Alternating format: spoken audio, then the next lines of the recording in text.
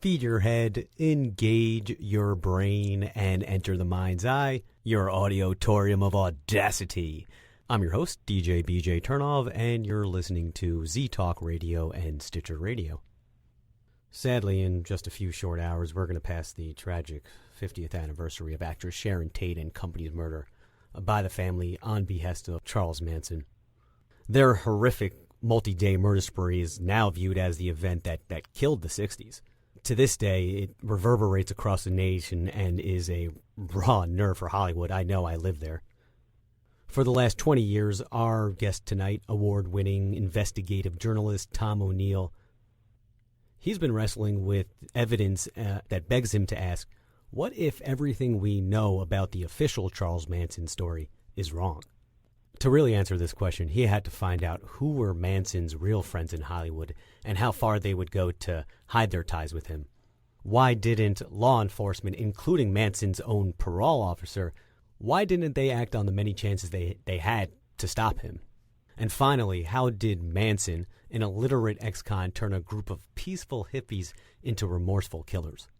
O'Neill's quest led him to cross paths with shadowy figures, from withdrawn celebrities to intelligent operatives that eventually exposed police carelessness and cover-ups going all the way to the CIA and FBI.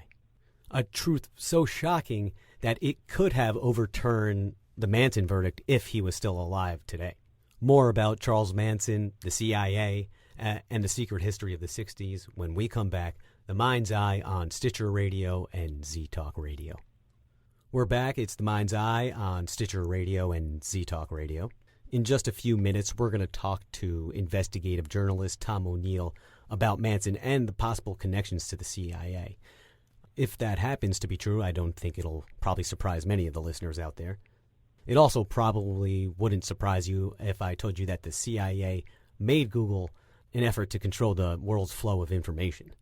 We just posted an article that goes into the relationship between the CIA and Google. Go check it out right now. Facebook and Twitter at Mind's Eye Show, at Mind's Eye Show. Or you can just go to our website, themindseyemedia.com. Over there, you'll also find links to all of our archives, all of our episodes for free. Again, that's at themindseyemedia.com. We'll be right back in a Mind's Eye moment. Tom O'Neills now joins the Mind's Eye on Stitcher Radio and Z-Talk Radio.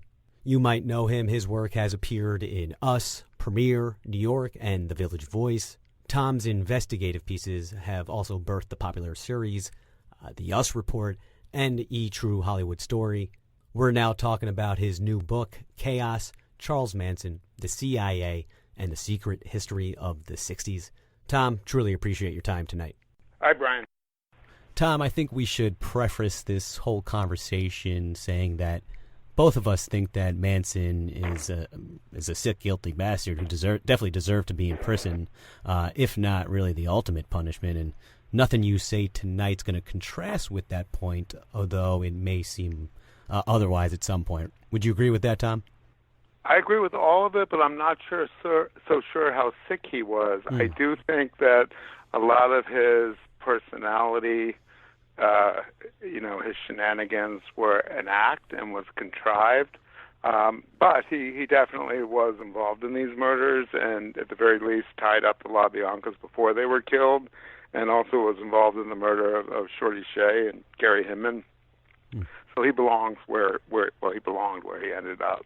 Yeah, and some of the statements you're probably going to say tonight might be inflammatory to some, but it's not meant in a way to do that. It's really just meant as an investigation, and your research 20 years kind of what that revealed. So just kind of wanted to get that out there before we get some angry people emailing me here. Right. Really just mainly to do that, because I don't want to deal with that. So, so kind of let's just talk a little bit about the origin of how you kind of got wrapped into doing this book. Well, it began as a magazine assignment in 1999.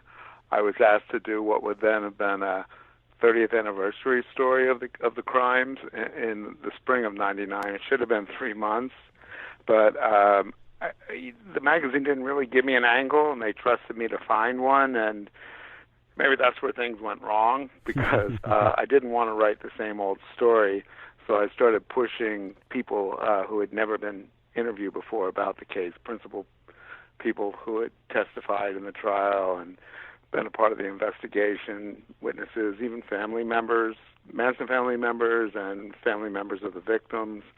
And once I started getting information that conflicted with the official narrative, I just followed those leads, and they led me into a crazy labyrinth of, some dead ends, some really solid gold information.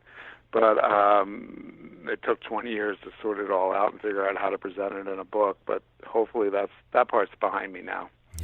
And you probably are breathing a sigh of relief, I imagine, just from reading the book and some of the tense conversations that you had with many people throughout the way. So yeah, it got a little hairy sometimes because if you ever find out information that doesn't reflect well on people, especially if they're in the legal profession or in law enforcement, they're going to put up a fight, and that's what I encountered quite a bit. Yeah, and that might be the understatement of the year, quite frankly. Yeah. So give us the that official narrative of what's been handed down, and then we'll get into obviously the discrepancies that you came across. Well, I mean, the official narrative is kind of hard to synopsize, but I might be able to do it in a minute or two. That the murders were committed because Manson had come to believe that there was going to be a race war in the United States in 1969. And during this race war, he had found a hole in the desert that he was going to hide his family in until the war was over. And then when the war was over with African Americans as the victors, his plan was to reemerge from the hole in the desert, subjugate the blacks, and then repopulate the planet with his perfect children. This is what he was basically inspired or prophesized to believe would happen from what he said or believed were messages from Beatles lyrics and also from passages in the Bible. When the race war didn't happen to the calendar he expected, he ordered his followers to commit a crime and make it look like the Black Panthers had done it, to ignite, to spark the race war, to get it going. That's the official version of Helter Skelter. What I found out is that there was a lot more, information about what Manson really was doing and what he really believed. And I don't think I do believe that his followers probably believed in this Helter Skelter scenario, but he never did. I don't think the men in the family did. It was just the women. I think he had other motives, and I present in my book information that I'd uncovered that was hidden by law enforcement and the district attorney's office that suggests that there was a lot of other stuff going on that probably meant that the whole Helter Skelter motive was a sensational way for Bugliosi, the prosecutor, to, basically sell himself as this genius attorney and then write a book and have fame and fortune for the rest of his life. It's hard to present that in a couple minutes, but I think when you read the book and you see the documentation, you'll agree that at the very least, the narrative as we thought we knew it was incorrect and deliberately made incorrect by him more than anybody else, Ms. Bugliosi. And we're going to unpack all of those statements momentarily, but just kind of help me understand just about the followers, because everything that is known about him and the things that he's saying from the outsider perspective, it sounds pretty insane. So what was it that made Manson so, I guess, mesmerizing to his supposed followers that they would end up killing people? Well, that was one of the things I tried to find out in the book, because prior to 1967, Manson didn't have that kind of a reputation, in his social circles, which were mostly federal institutions. I mean, his fellow prisoners barely remembered him. They only recalled that he was a short man who liked to play guitar and was annoying. And when he got out of prison and arrived in the Bay Area in the spring of '67, within a few months he something happened, and he transformed into, the Messiah kind of combination of Christ and the devil, that could get these very, very devoted, mostly young women and some young men followers, to do whatever he told them to do, and including killing complete strangers on command. And, the mystery of how he learned how to do that and did it so effectively and so quickly. I mean, by the end of the Summer of Love, 1967, in the mid-fall, he migrated down to Los Angeles with, at that point, about 10 or 12 of these followers who would do anything he asked them to. And then within a year of that time, the numbers vary. He had 30 to 35 solid followers, but there were people who would kind of latch on to the group for a while and then drift away. And, some of the police reports number them in the hundreds in 68 and early 69.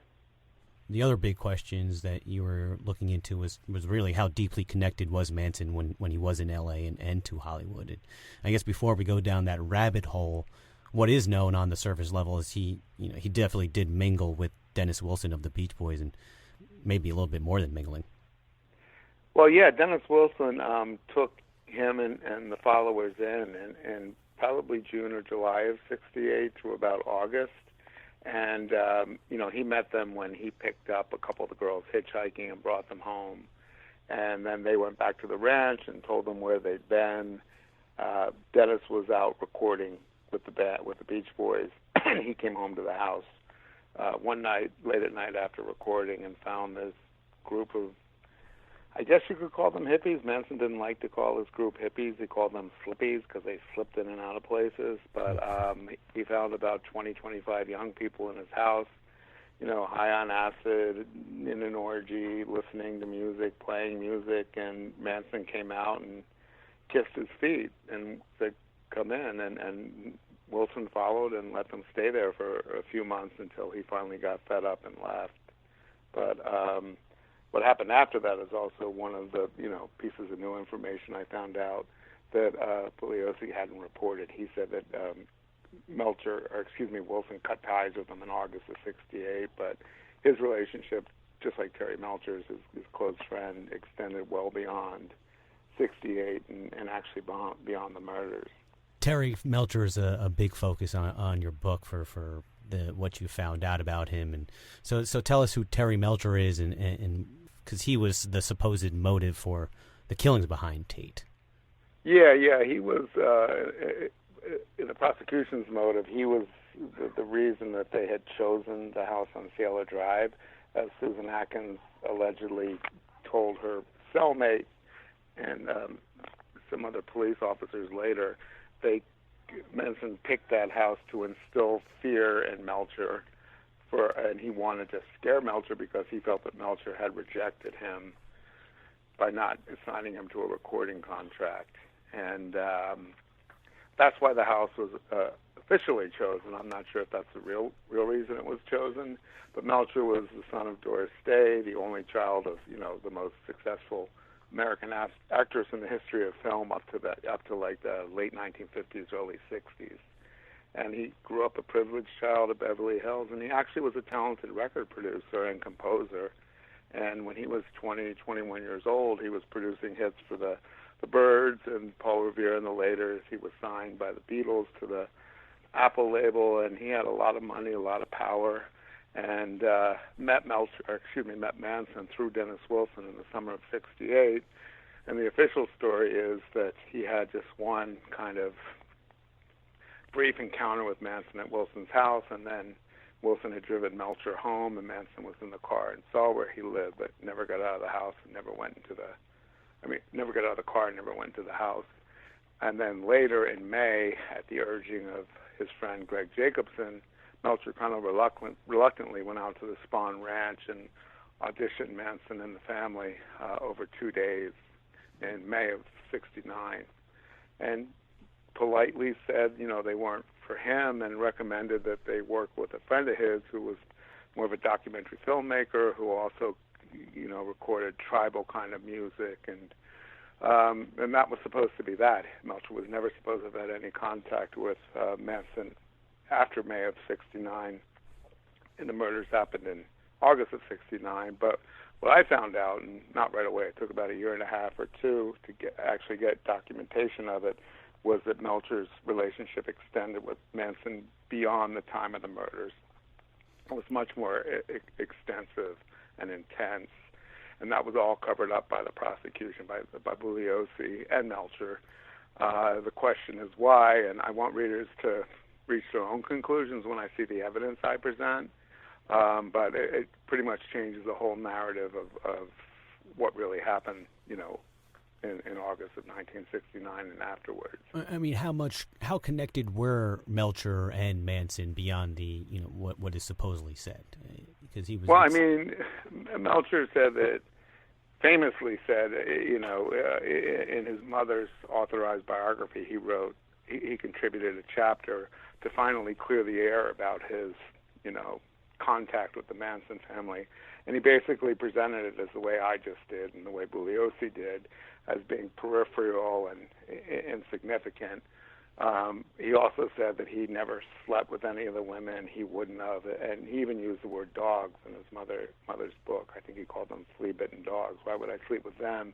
He brought Michelle Phillips to the police station, who he was dating at the time. He had broken up with Candace Bergen, and Michelle Phillips was already long broken up with John Phillips. They were from the Mamas and the Papas. And he said, why would I, go anywhere near those women when I have someone like her? But in truth, he was, very involved with the women, particularly one of the youngest one, Ruth Ann Morehouse, who was about 15 at the time. So all that stuff was covered up by Bugliosi and Melcher. And when I found out about it, and you'll see in the book, not midway, even the first 4 or 5 years of my reporting was gathering information on that and a lot of other stuff. But when I finally confronted both of them with it, they both kind of went ballistic and did everything they could at the time to try to prevent me from writing the book then, and including threats of lawsuits and other kinds of threats. Unfortunately, both of them passed away, and it's a lot of people out there, critics of mine, think that I waited until they passed away to release the book. And believe me, I would not have spent 20 years practically in poverty reporting this if it was because I was scared of them. That wasn't the case. It was because one of my publishers canceled the deal because it took so long. And I would love to have both of them alive to answer to these questions and be accountable to the information that I report in the book. Yeah, you're pretty honest about what their reactions are from it, and so I don't think that their responses would change in the sense, because you did have a one-on-one with Terry, and he still denied it. I know, but with me it was different because I was a journalist. With Terry, I was still doing a magazine story, and with Vince, I was, it had changed, it evolved into a book project. But what I wanted was, my dream all these years was for when this book came out, was for the mainstream media, the serious press, particularly the LA Times, because it's their beat, to go back and, present all the information I report in the book and say, all right, who's right here, to Vince and to Terry O'Neill, or you, because they could tell me to go to hell and go off the record and threaten me and all that. But you can't do that with the LA Times or the New York Times or the Washington Post. They're a whole different entity, and I really wanted them to be alive when this book came out, so that would happen. And that was pretty frustrating and disappointing for me that they aren't around to be accountable.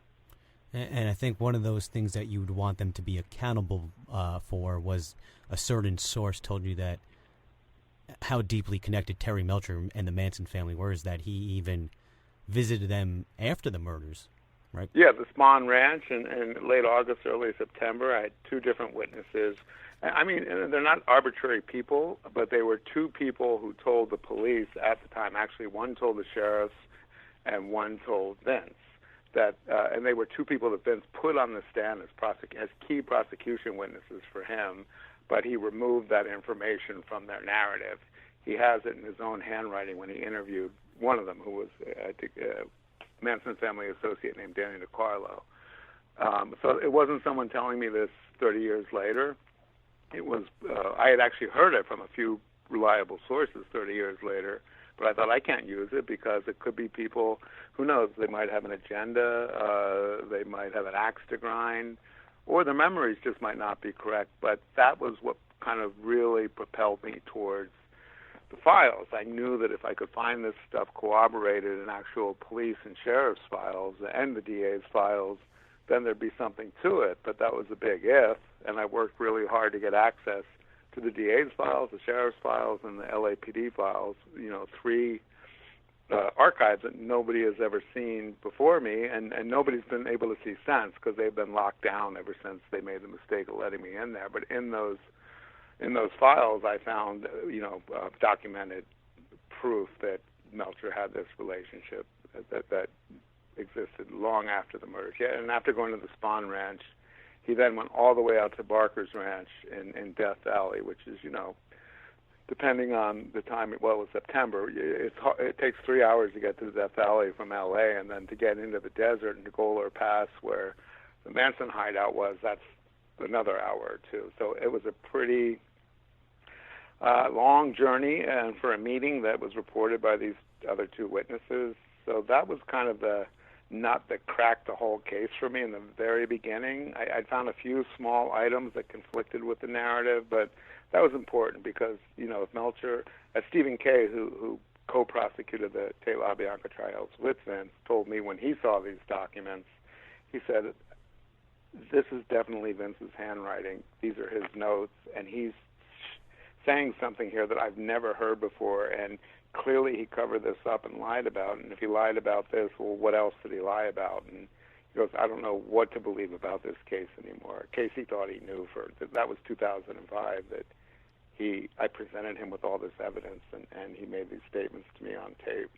And I don't really want to throw shade on, as the kids are saying, on Bugliosi, but, what were some of the other things that, if he did lie about that, then, or cover it up, I guess, probably because he wanted to get a guilty verdict, understandably, but, kind of what were some of the other things that you found out that maybe he, some of the I don't know that stuff. it was so much that I think he could have gotten a guilty verdict a lot easier if he went with the evidence he had. I think he sensationalized the case because he had a co-author who had signed a book deal with him before the trial began, sitting in the front row. So when he presented his case and got up in front of the jury every day for more than a year, he was playing to his future book readers as much as he was to the jury. That's a conflict of interest. That he'd be disbarred today. He wouldn't be allowed to do that. It wasn't because of him. I don't think it was reported at the time. Nobody knew that he had a co-author in the courtroom. But now, in California, in the state of California, you cannot have any kind of profitable arrangement for a case that you're trying as it's being tried. You lose your license. It might even be a federal thing. I can't remember now, but definitely in the state of California. The other things I found out about him just were more, it was like a trail of crumbs that just led to this ultimate conclusion that everything happened differently the night of the murders, leading to the murders and after the murders. When you read the book, you'll see the sheriffs were actually surveilling Manson and the group much more closely than has ever been reported before. And I found that out by getting access to the sheriff's files through a back door. I found a document in there that showed that they were looking at watching him so closely that they had a report on August 8th, the day of the Manson, or the Tate murders, that Manson would be arriving from the Bay Area with a new runaway girl and a large amount of narcotics that he planned to sell or distribute. That was true. He came from the Bay Area actually the day before with a new runaway girl, Stephanie Schramm, and he left that same day, the 7th, and went down to San Diego with a runaway for her to pick up some belongings from her sisters, and came back to the Spawn Ranch on August 8th. So the question I raise in the book is, if they knew Manson's comings and goings that closely, and even the fact that he had picked up this girl 3 days earlier in the Bay Area, how could they have even known that? What else did they know? How closely were they watching them? Were there plants within the group and the family that were reporting back to the police? And all that stuff was removed from the official narrative, and it's only because I found it in the files that I was able to put it in the book. I wouldn't put it in the book unless I could corroborate it in the documents.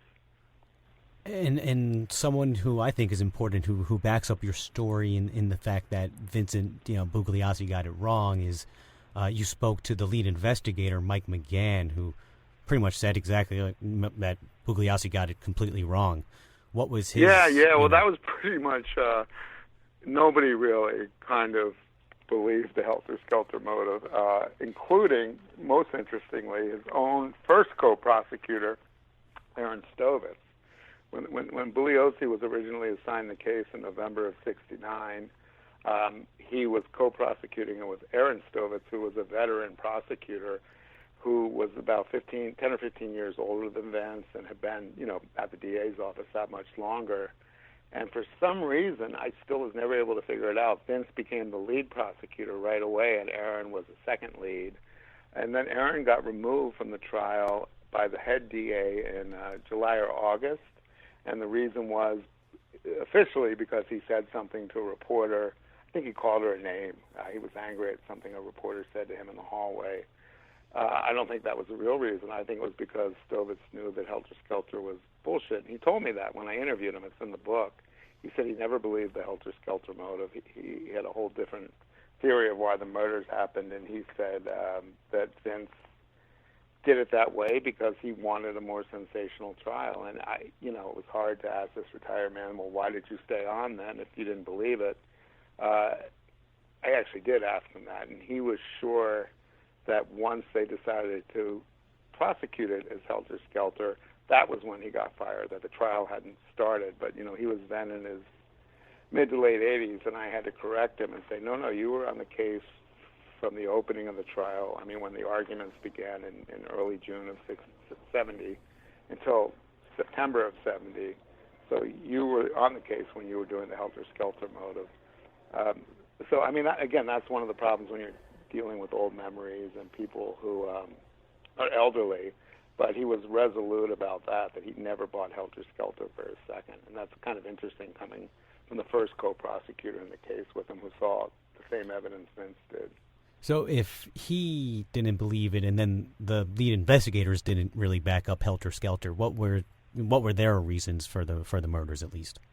They all thought, a bunch of different things, and I outlined some of them in the book, that Manson had other motives. One of the most interesting things of all, and it's one of my biggest regrets as a journalist, you try to read everything and cover everything, every article, every interview, about the principles, about the case. And I missed an interview that Vince had given to Penthouse. Maybe that's a good thing that I don't have access to Penthouse magazine. It says a lot about you. No. The listeners probably don't even know what Penthouse. I don't know if it's around anymore, but it's like Playboy, but XX or XXX rated. Yeah, a little more intense. Yeah. Well, Vince, for whatever reasons, gave an interview to Penthouse, I think in like 73 or 74, and the interviewer asked him if he believed that Charlie really believed in helter-skelter, the desert, pit at the bottom of the desert, Armageddon, race war, everything. And Vince said, I don't think for a second that Charlie believed it. I do believe the women do, but I don't think Charlie did. And what the reporter didn't do was ask, the obvious follow-up. Okay, if Charlie didn't send those girls in texts to the Tate house and the La Bianca house to ignite a race war called helter-skelter, then why did he send them there? So the reporter didn't ask him that. I didn't see that interview until after Vince had stopped speaking to me. You see in the book he cuts me off and about, things get bad in 2006, and then by 2008 or 9, he's already sent about 6 letters to my publisher threatening all kinds of horrible things, and he wouldn't take my calls. That's when I saw that interview, and a few years later, Rolling Stone did a big story on Manson. It was, I think, one of the last interviews Manson gave before he died, and Vince is quoted in that story in Rolling Stone, it's 2014 or 2015, as saying the exact same thing he said to Penthouse. And I called Eric Hedegaard, the journalist who wrote the story after, and I said, did you ask him? You didn't ask him in print, but did you follow up and say if he told you he didn't think that Manson believed in helter-skelter? And he didn't ask the follow-up question either. So that kills me to this day because I have no idea how Bugliosi would have answered that. Sometimes in your discussions with him before that point, he would kind of reveal some information? Did he ever at least give you a leaning on what that possibility could be, that if it wasn't helter-skelter, what would have been the other, I guess, way that he would have gotten a guilty verdict? Well, he had all the physical evidence against Watson and Krenwinkel, and he had Kasabian's testimony about who was there and when. The reason he needed helter-skelter was because he couldn't put Manson at the Tate House. The official story is that Manson sent 4 followers to the Tate House, not knowing it was a Tate House, but to the former house of Terry Melcher, to kill whoever they encountered as horrifically as possible and to leave something witchy, a sign. So you don't have to have a motive. I don't know if it's federal, but I know in California you don't have to have a motive in a capital case or any case. You just have to, convince the jury that the person was responsible. So it was easy to get the others because there were fingerprints and blood prints and stuff, physical evidence linking the others. But to convict Manson, he couldn't just say Manson ordered these murders without telling the jury why. And because the jury would never convict. They'd say, okay, he ordered the murders, but why would he do it? That's where I think, Bugliosi took something that was like a minor philosophy of the family and blew it completely out of proportion. And, some people will say, well, prosecutors can do that. All they have to do is, not lie. But the problem was not only did Bugliosi lie, but he withheld exculpatory evidence from the defense. Not necessarily exculpatory to the defendants, but showing that the main prosecution witnesses were lying, which cast doubt on all their testimony. And, when I showed this to a couple of the defense attorneys who are still alive, they were blown away. And they said, if we had this information just about Terry and the family, we would have had an entirely different defense. They didn't even put on a defense on Manson's orders. But Paul Fitzgerald, who was kind of the lead defense attorney, said if he had had the documents I showed him, he said we definitely would have put on a defense because we could have impeached Melcher, Danny DiCarlo, Paul Watkins, the main critical prosecution witnesses, with this information, casting doubt at least on Manson's, culpability, because if there's reasonable doubt, then a jury often doesn't convict. And if there's no physical evidence, the Manson family didn't do themselves any favors by behaving the way they did at the trial. It's a real it's a crazy episode in American history, and I tried to make as much sense of it as I could, and I hope that I present something that's not too skeptical, but, I don't have definitive answers to everything, but I think there's enough information in there that I make a pretty compelling argument that the murders happened for different reasons, and I want the readers to reach their own conclusions after seeing what I found out. And we're going to find out a little bit more about what Tom found out right after this commercial break. Tom's going to go into more of the unearthed revelations about the Manson murders and shadowy figures that he brushed up with. We'll be right back in a Mind's Eye moment. You're listening to The Mind's Eye on Stitcher Radio and Z Talk Radio. We're with investigative journalist Tom O'Neills, who has been pulling on a lot of threads as he kind of attempts to unravel the real story behind the Manson murders. And, one of the big things you had to do was definitely confirm that Manson was at those parties. He was around Melcher. And one of those interesting threads that you did pull on was 40s French actress Corinne Calvet, or Calvet, I'm not sure how to pronounce it. Thank you. So kind of explain what she told you, because I found that pretty interesting. I'm glad you read the book that closely, Brian, because I thought that was an incredible passage in the book, and you're the first person. I've done, I don't know how many interviews now, but you're the first one that's asked me about Corinne Calvet. That's fantastic. Well, reading is powerful, and I just thought that one kind of blew me away. So yeah, go into that, please. Yeah. Well, the 4 original suspects in the murders were these kind of fringe hangers-on to the Cielo Drive scene. They were close to Mama Cass Elliott of the Mamas and the Papas. Their names were Charles Taco, Billy Doyle, Tom Harrigan, and Pick Dawson. And those 4 guys were narcotics traffickers, and Taco had this shady kind of military intelligence history, and I was able to locate Taco and Doyle, and within the first year of my reporting, and interview them pretty extensively. I found Harrigan, but not until about 2 years ago. I don't use his information in the book, and Pick Dawson had died long before I started reporting.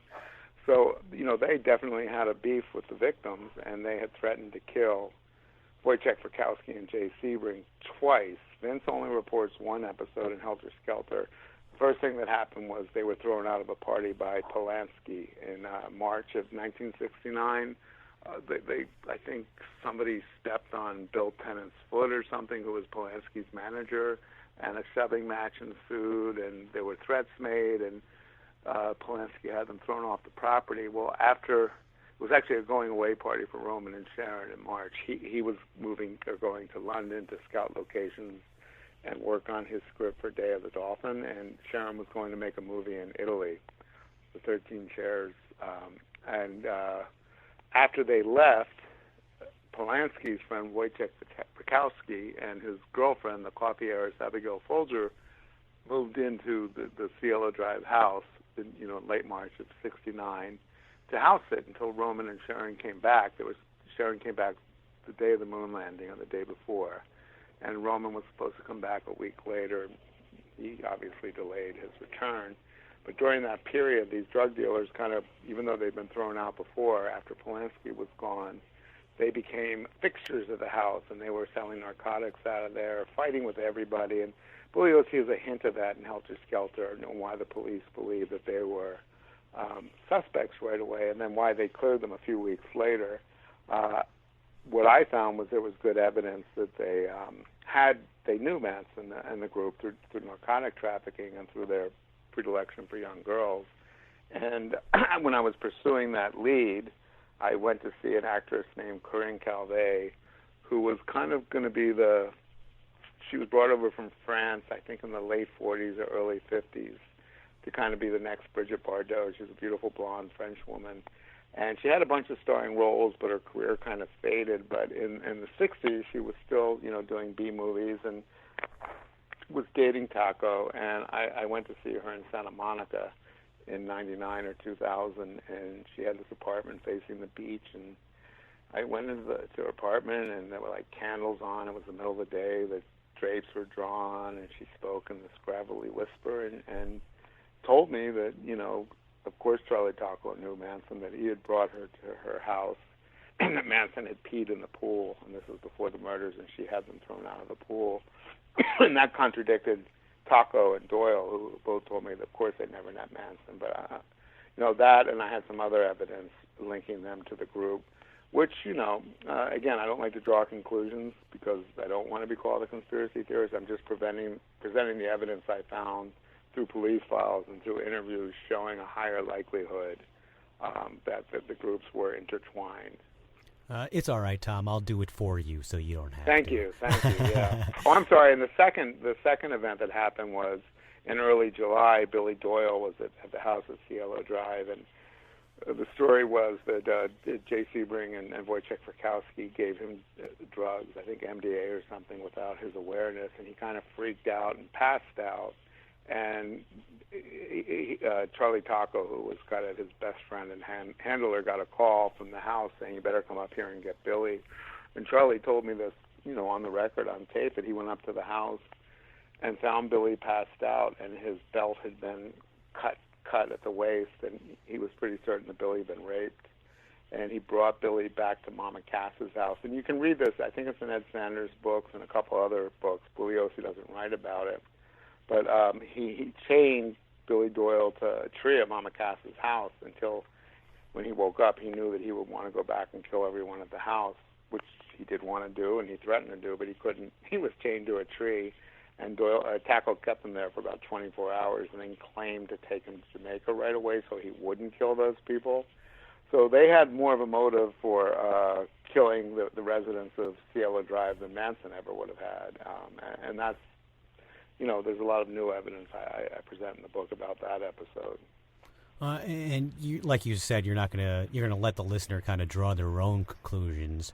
But to kind of back up some of that, to at least support the possibility of, is it that during your conversations with Charlie Taco, he openly admitted to being an assassin that worked for an intelligence agency, and and normally that's not really believable. Normally assassins probably aren't going to openly admit that, but he also gave some details like reporting to Hank Fine, who was a known Army veteran, and then Fine's own daughter even confirmed it. So, I mean, that's kind of and he never told me he was an assassin. Other people told me he was an assassin. Apologies. And when I would ask him that, he'd just get really angry and upset and wouldn't answer it.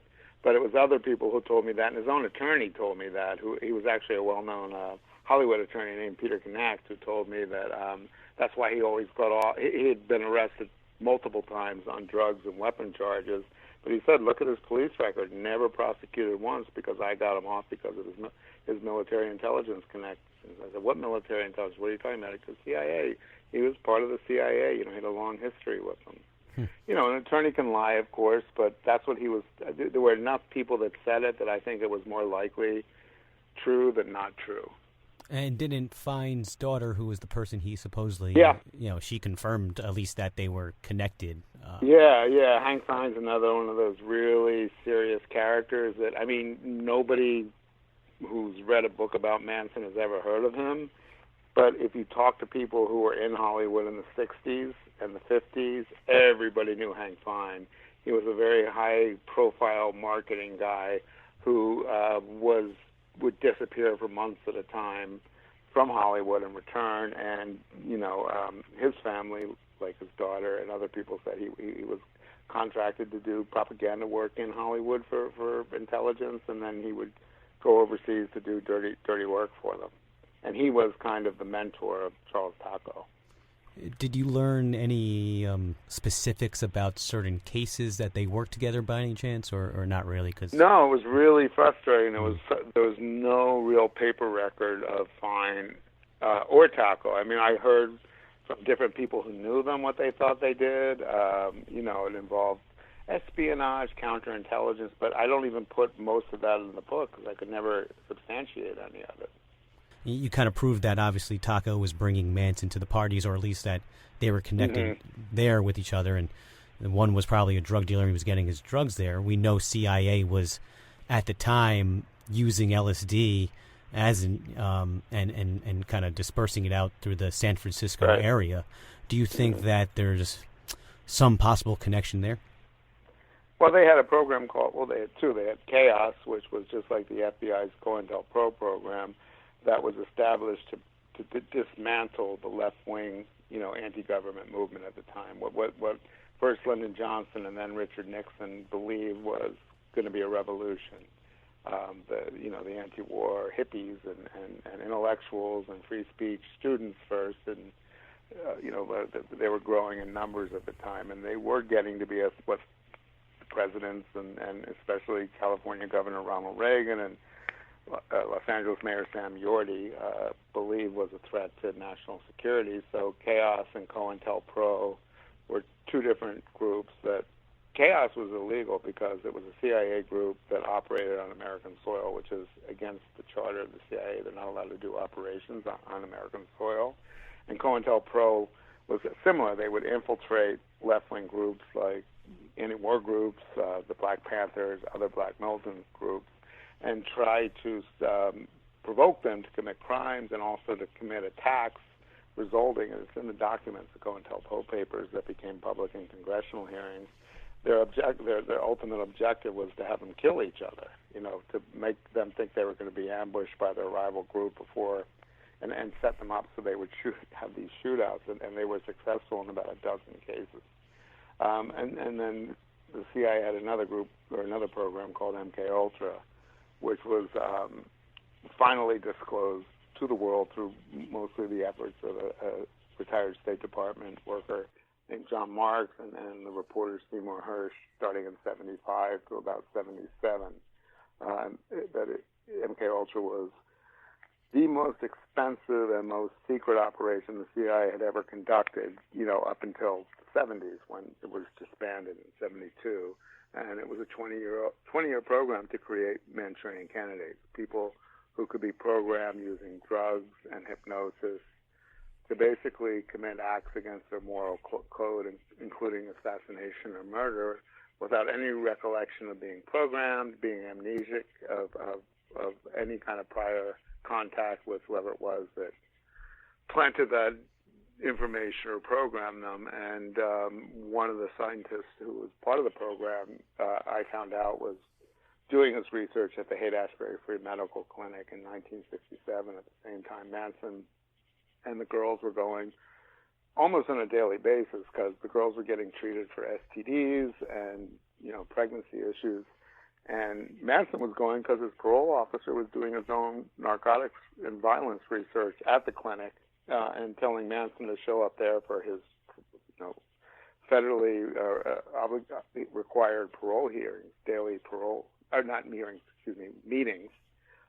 So there was this kind of petri dish of who knows what, for 2 or 3 months in the summer of '67, and it was during those 2 or 3 months that Manson kind of emerged from that time and place as the person we know now, this person who had this unbelievable power and charisma and ability to get people to do what they wouldn't otherwise do.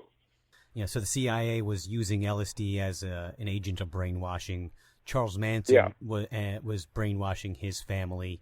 Their time in Haight-Ashbury coincided with the government-funded LSD experimentation there. I mean, is that a sheer coincidence, or is there something? That's what I want the readers to decide. I present the evidence that hasn't been shown yet, and then I want the people that read the book to reach their own conclusions. Okay, I was hoping I could still squeeze it out of you, but well played, sir.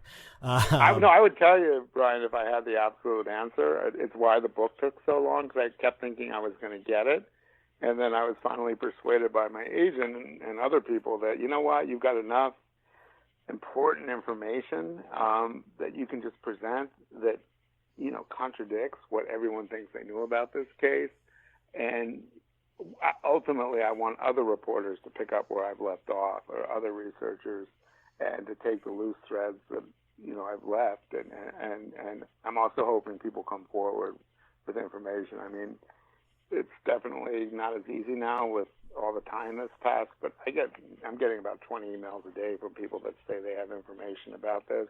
I don't know if there have even been less than 5 that have seemed to be something worth pursuing. But you never know, so I listen to everything that comes across my laptop. I'm surprised that you're still kind of going at it, because if my counting is correct within the book, your life was probably threatened about 45 times. I mean, did you ever really think about quitting, and really you're still going to go at it? Yeah. Every day I wanted to quit. No, and when I finished the book, and my collaborator and I finally turned it in for the final. Once we knew it was shipped to the plant to be printed, I thought I was never going to do another interview again. And of course, within a couple days, I'm calling people up and checking things. And right now, I keep telling myself that as soon as this publicity part ends, I'm going to take a long vacation and try not to think about it, go far away for a couple months and decide what to do next.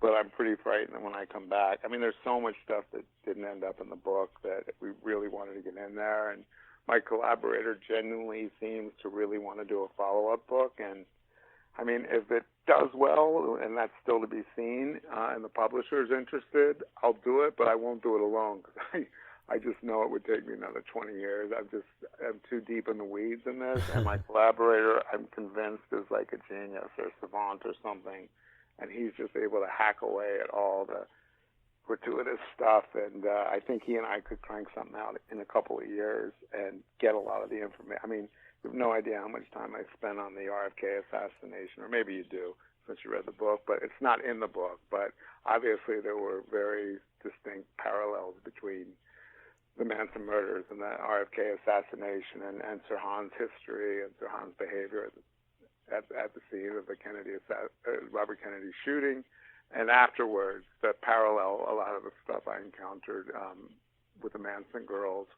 And it was the same cops, same prosecutors, even some of the same defense attorneys. So, I mean, that could be a book in and of itself. We were going to put a couple chapters on my Sirhan findings in the book, and then we just realized there's no way we could do justice to that information without making the book 1,000 pages. And people don't buy 1,000-page books, I've been told. So unless it's written by George R.R. Martin, I guess, for Game of Thrones. Yeah, but, Robert Caro. Yeah, those guys all have Pulitzer. Oh, I don't know about Marlin, but I know Caro's got Pulitzer prizes, so he can write 1,000-page books. I've never written a book before this one, and I was lucky because they actually wanted it only to be about 300 pages, and I think with the endnotes, it's a little bit beyond 500 now. Yeah, I was going to say, you were halfway there anyway, so you might as well just kept going. So. Yeah, if you were around, I would have had you talk to my editor at the time. Well, hopefully they would have learned this time to put a date and a deadline on you, so that way you got some of them did. Some of them did. That didn't mean anything. Fair enough. I mean, there's so many questions that I still want to ask you, but I feel like they still all lead to that one question that you're not going to answer at the same time. Really. What I think really happened? What's that? The question I won't answer. Well, I mean, not the question, but like, you're not going to, because you couldn't answer really. You couldn't give a definitive answer on how connected was. I mean, really, the ultimate thing is because we got the CIA connection, and then you also found other threads that you were pulling on, other cops that were telling you that he was a protected player. Maybe not the CIA, but maybe in other forms of law enforcement. Go into that a little bit if you don't mind. Well, it wasn't a cop. I mean, like a year or two into it, I was hearing this from cops. Not that none of them thought he could have been, because most of them had encounters with him. But then they would also say, that's a perfect informant, somebody who plays crazy, because nobody's going to think they're sharing information, that they're too crazy, too unpredictable.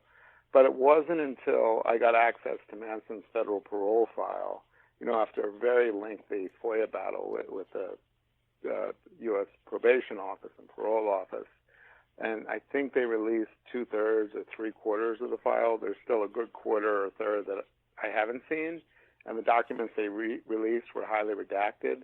But I made arguments, and I got some of the redactions restored. But in those documents, you see that there was a much more extensive arrest record for Manson in the 2 years he was free before the murders than had ever been reported. And the relationship with Roger Smith as parole officer was much more, let's say, unique and unusual than had ever been reported before.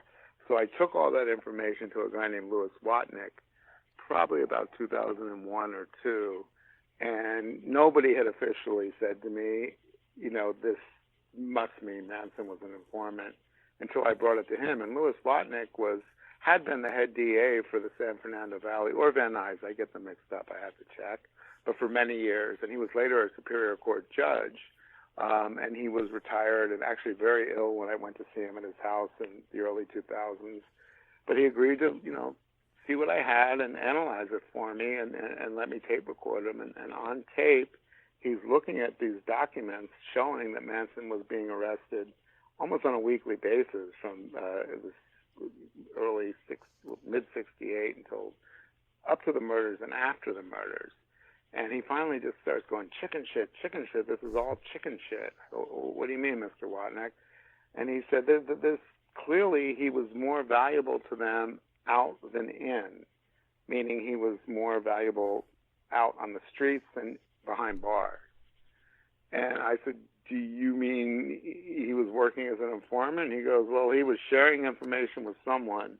And he goes, sometimes this is incompetence, but there's too much of a consistency here. This is a deliberate catch and release. He said to me, he challenged me, he said, you've got to find out who he was working for. And I said, well, where do I look? And he goes, well, that's why they call them informants. They're not going to ever tell you, but he was working for someone. He goes, whether it was a federal agency, the FBI, or, state, local, sheriffs, LAPD, somebody wanted him out. He goes, it never would have happened this frequently. And if you had to pinpoint, what was his value? What information was he giving? Because it's speculation, but it could have been simply, who were the big drug dealers in the world of Dennis Wilson and Terry Melcher. Or it could have been, who was using women for illegal purposes.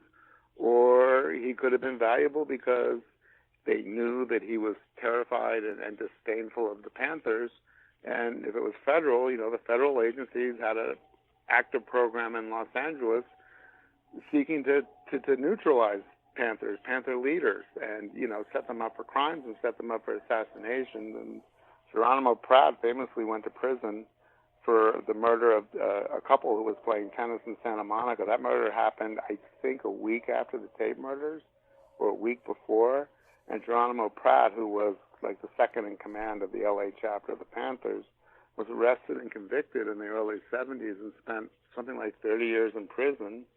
And then he was exonerated when they got access to the COINTELPRO papers and saw that the FBI had him under surveillance and knew he was in San Francisco the night of the murders. But they wanted to frame him for something, and they were using an informant who was basically lying, on the stand and to the police. Or no, he was lying on the police's orders about crimes that they could then arrest Panthers for, and actually another militant group, the U.S. Slaves. So there was this whole nest of vipers. It was like a melting pot of all kinds of sinister federal and state agencies at the time that were trying to basically restore law and order. And who knows how far they went. And that's the question this book asks, is whether the murders were the result of that. Maybe not deliberately. Maybe they never would have wanted a pregnant woman to be murdered, but they definitely didn't mind people getting killed to further their cause. And I don't know how you were able to put a lot of this together, because it was so hard to track down this information so many years later. And but you were able to get multiple breaks, as you have noted, and one that I thought was one of the bigger ones, and I just want to go into this just to keep supporting what you're saying, that the narrative is very different. And one of that, I believe it was the, and I'll probably pronounce this wrong again, the Busol wiretap. Oh, Bobby Beausoleil. Yes, thank you. Do you mind? Yeah. No, that's, believe me, everybody makes that mistake. And Bugliosi was furious if people would use the hard G, if they called him Bugliosi, or everybody mispronounces his name, but it's a soft G. Oh. And the person that did the audio book of my book, he pronounces Vince's name wrong. And I was horrified when I first heard it, and then I thought, you know what? Vince would be so furious if he were alive knowing his name was mispronounced. So I can enjoy that a little bit. It almost seems appropriate with the relationship that you two had on some level. Yeah, exactly. Yeah, the wiretap of Bobby Beausoleil, I mean, that threw me for a loop. When two of the detectives who were the lead detectives in the Gary Hinman murder, the musician who was murdered about a week and a half before Tate LaBianca, told me that there was a wiretap on Bobby's prison, the payphone at the jail, and when he called the Spawn Ranch, they had a tape recording of him telling Linda Kasabian to tell Charlie that he was in jail for the murder of Gary Hinman and they should go out and do something to, I can't remember the exact words, but to commit a crime, and there was something to the effect of make it like the Hinman murder, copycat. And, it wasn't easy to get that information out of these two detectives. And when Charlie Gunther told me about it, he almost broke down in tears because he was so worried that if I followed up that lead and reported it, that it would get them all new trials. And he said he wouldn't let me use the information unless I got Aaron Stovitz to go on the record with him. And Aaron Stovitz was a co-prosecutor, again, in the beginning of the case. And Charlie said he heard the tape. He knows it's true. I can't go out there on my own and be responsible for this. If he goes on the record with you, I'll let you report it. And I went to see Stovitz, and Stovitz said, well, unless Charlie has it on paper, I don't know what he's talking about. So that was another thing I could never prove. I mean, Charlie ended up letting me use it on the record very reluctantly, but because his partner also confirmed it, Paul Whiteley. But I couldn't get any more sources besides the two of them and other people who said they'd heard about it. So that kind of thing, I still don't know. I don't know why they would lie to me about that. But if it was true, I could never find the tape. They said that their captain took it from them and ordered it, had it destroyed because, as he said, it would throw off the LAPD's narcotics angle, which again suggests that, their boss knew the real reason for these murders, but the LAPD didn't want that real reason out there. So all that stuff, I'm just presenting what I found in the book and letting people reach their own conclusions. That caused me an extra 2 years, I think, of reporting, trying to follow up that lead on that tape, trying to find a copy of it, trying to get more confirmation of it. It did get me into the sheriff's files. Charlie called up a retired deputy who was in charge of security at the archive there, who let me in the back door, because Charlie knew, he thought he had it in his notes, and it meant that much to him that I didn't know it at the time, but he arranged an unauthorized 3-month visit to me to the archives there, and when the head sheriff, Lee Baca, found out about it 5 years, 6 years later, a lot of heads rolled at the sheriff's department. I kind of believe I tend to believe, keep it simple, stupid, and Occam's razor, and the simplest answer generally is. So the helter-skelter is the most outrageous idea that could have been for a motive.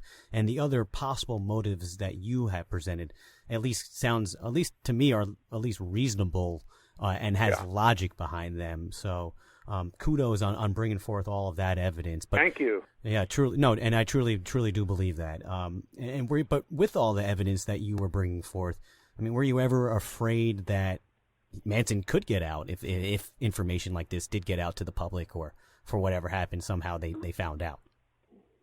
I hate to sound like a cliche, but a reporter's responsibility is to the truth and to the facts, and then you let the cards fall where they will. And Stephen K. told me, in 2005 when I showed him the document showing that Melcher had, significantly lied on the stand, and other people had too.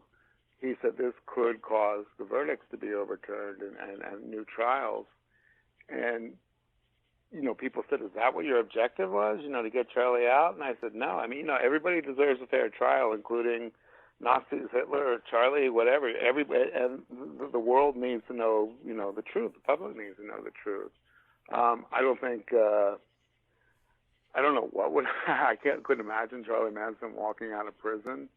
But, you've got to be objective as a reporter, and you've got to find the facts, and you can't, I would have been complicit, with liars if I withheld this stuff to keep Charlie Manson behind bars. Really, there's just no evidence that would have gotten him out of prison, quite frankly, just with his reputation and his, with his just known persona about him. There's just no way he would have been let out, quite frankly. So I don't think Stephen K. didn't think that, and other legal experts told me. Well, that's what I'm saying, I guess from a legal perspective, but if they got to get that through a juror, right, to get it overturned, and it's just hard for me. I'm sorry. Oh, yes, helicopter just flew over me.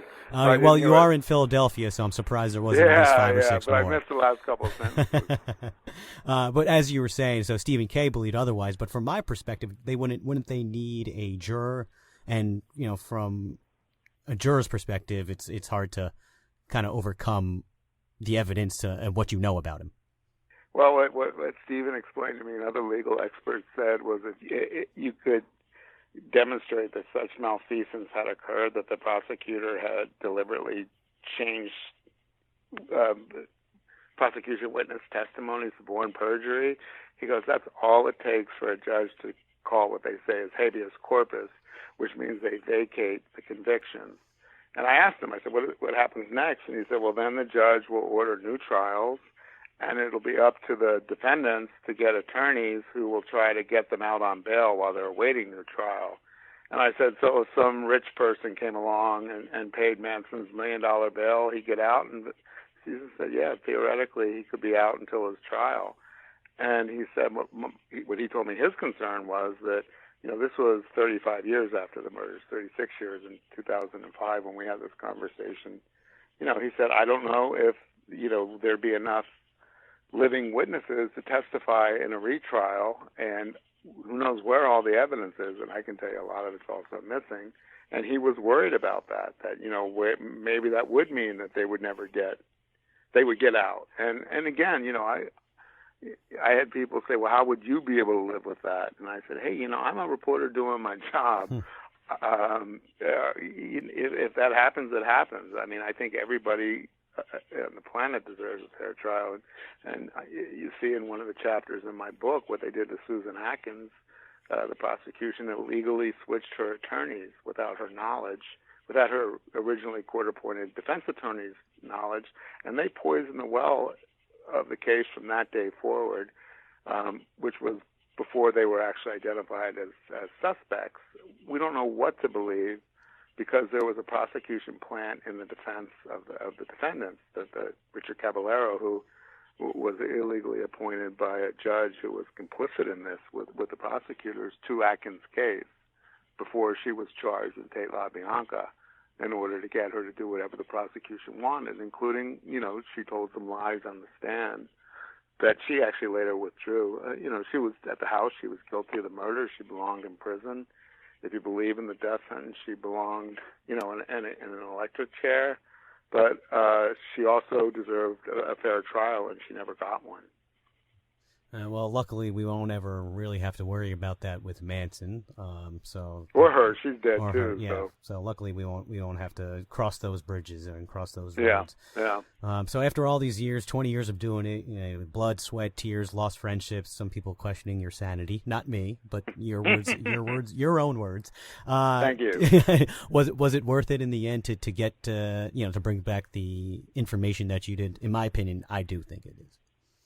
But I'm not. I hope so. I'm not sure. Sometimes I still think, was it worth it I lost a lot in 20 years. This part, it's nice to get validation. The New York Times ran 2 stories on the book in the last 2 days. And the New Yorker, I don't know if I'm supposed to say it, they're working on a big story. So when you've got, really serious journalists taking your findings seriously, then, it's a validation of sorts, and that feels good. If I had it to do all over again, would I? Probably not. Well, I'm glad that you did, and that's not something that we don't have to change the past or do time. Yeah, so yeah.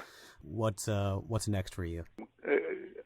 Other stuff that happened in '69 in the same environment, stuff that I found out that was fascinating that turned out not to be related to this case. And I'm like, oh my God, that's a book in and of itself. So yeah, I might do another book about the period. Definitely considering doing a book about the Sirhan case and some other stuff about Manson that didn't end up in the book. But, after I get a really good, solid break from it all, where I just go away and try not to think about it for a couple months, I might come back and write, fiction and never write anything like this again. I can't think straight now. I need a complete break from it first. And that's what kind of you make all the readers feel after the end of the book, that your head's just kind of spinning with all the information you brought forth. I apologize. No, it's one of those good ones. It's a good hurt. Oh, good. As they say. So, I believe, I really enjoyed the book in as much as someone can with all the revelations that you got out there. Pile on. Yeah, it really was, and hopefully it won't be another 20 years before we get to have the sequel interview. God forbid.